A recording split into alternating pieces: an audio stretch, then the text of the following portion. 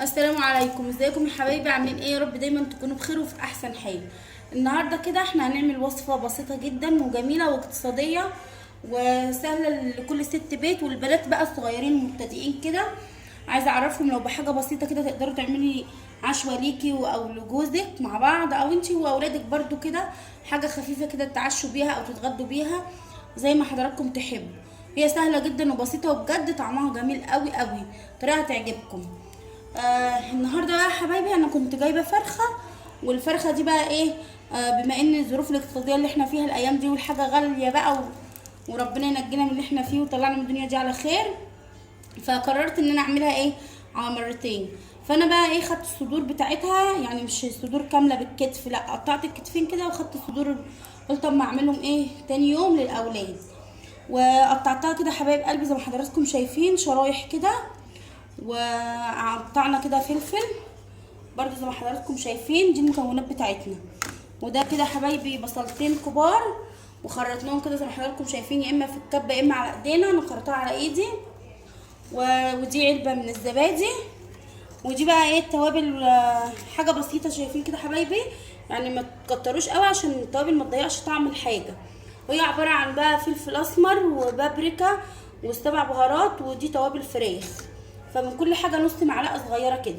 ونعمل الطريقه مع بعض خطوه بخطوه. سهله جدا وبسيطه وباذن الله تعجبكم. وطبعا يا ريت اللي بيشوف القناه ما ينساش الاشتراك فيها، اللي بيشوفها لاول مره، ويفعل زر الجرس ويدوس على كلمه الكل عشان كل ما انزل فيديو يتفرج علينا. وزي ما حضراتكم عارفين بقالي كتير ما بصورش. باذن الله هستمر معاكم وهننزل فيديوهات كتير مع بعض. وانا غرضي والله العظيم من الفيديوهات دي، يعني مش ان انا بقى ايه، كل واحد حر في حياته، مش ان انا هجيب حياتي كلها على اليوتيوب وانزل انا رايحه فين وانا جايه منين وخصوصياتي وكده، لا.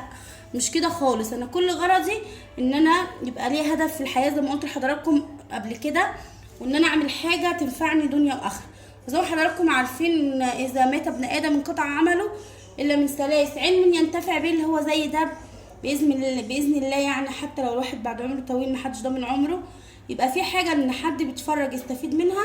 كفايه ان هو يدعي لي دعوه، مش عايزه اكتر من كده والله. ويا ريت بقى ما تنسونيش في تعليقاتكم الحلوه وتقولوا لي رايكم ايه في الفيديوهات، وتجربوا الطريقه باذن الله تعجبكم. وهنمشي مع بعض خطوه بخطوه. وهنا يا حبايبي هنمشي مع بعض خطوه بخطوه. هنا اول حاجه هنحط حاجه على النار كده، يا اما طاسه يا اما صينيه يا اما حله زي ما حضراتكم تحبوا. وهنمشي مع بعض خطوه بخطوه. طبعا انا هنا في بيتي بقى كده، فعشان بنقل وكده فانا حاطه دي شعله دلوقتي بطبخ عليها قبل ما نركب ايه؟ البوتاجاز. وهنا يا حبايب قلبي الطاسه سخنت كده او الصينيه، هنروح منزلين عليها بشويه كده من الزيت. بسم الله.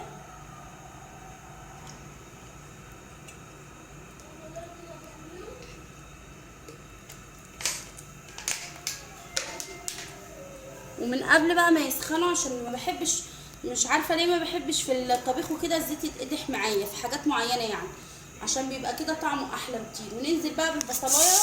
بسم الله. البصلتين اللي احنا مقطعينهم كده مع بعض. وطبعا انا عامله بصلتين بس عشان ايه؟ كميه صدور بسيطه، فاحنا يعني ايه حسب الكميه اللي احنا هنعملها يا حبايبي. نخلي البصلتين دول يفضلوا كده، يفضلوا قوي يعني. واقول لحضراتكم هنعمل ايه خطوه بخطوه. وهنا يا حبايبي وهي داخله على حاجه بسيطه من الدبلان كده ما تجيتش قوي، هنزل عليها بالفلفل معايا. نديها برده تقليبه كده زي ما قلت لحضراتكم.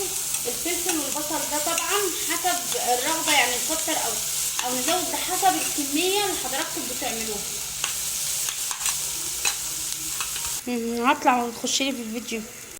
هنا بقى يا حبايبي بعد ما دبلت كده لازم تكون فيها سنه قرمشه، مش تدبل خالص يعني. هننزل بالفراخ كده. بسم الله.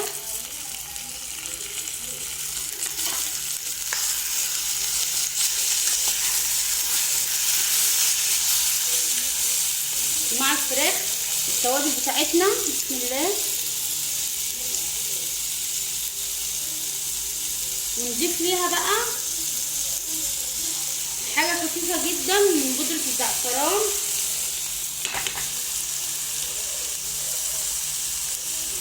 كده حبايبي هنفرش المعلقه كده عشان يدينا لون حلو. وهنا بقى حبايب قلبي زي ما حضراتكم شايفين كده، لما نزلنا بالفراخ بنسيبها بقى تدبل كده، تتشوح تشويحه حلوه. واقول لحضراتكم هنعمل ايه فيها تاني، وهنضيف بقى ايه شويه كده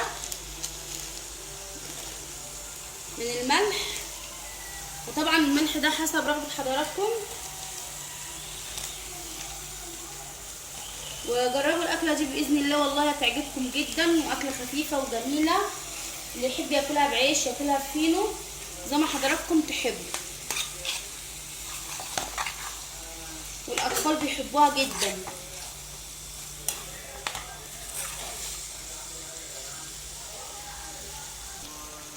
وهنا بقى يا حبايبي هننزل بالمعلقه كده بالعلبه كده بتاعت الزبادي بتاعتنا. بسم الله.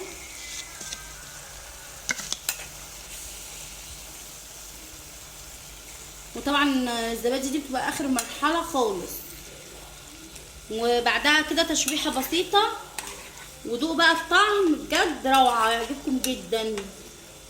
زي ما قلت لحضراتكم اكله خفيفه وبسيطه وسهله جدا.